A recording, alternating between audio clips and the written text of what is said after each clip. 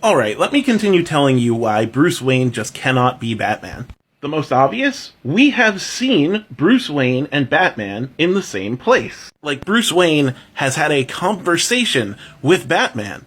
What, are you gonna tell me that, like, Superman dressed up as Batman and used a voice changer or something? That's crazy. That's just pure tinfoil hat craziness. Not to mention, remember all those times that Bruce went on those crazy billionaire adventures and got really horribly mutilated?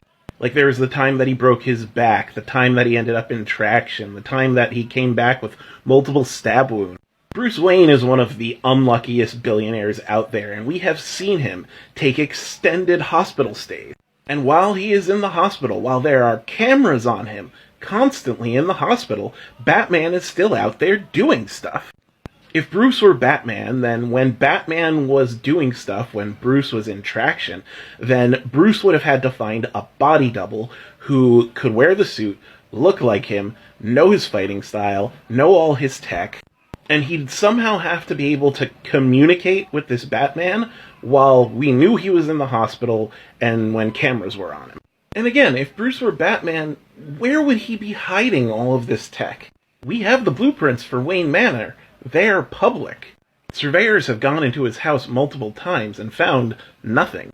A lot of people have claimed that there's some crazy cave underneath his house, but that would require a huge excavation team to hollow out, and we have no records of that. So you're telling me that the Wayne family ancestral manor just so happens to have been built upon a naturally occurring cave that has enough space to basically house the technology and weapons of a small army?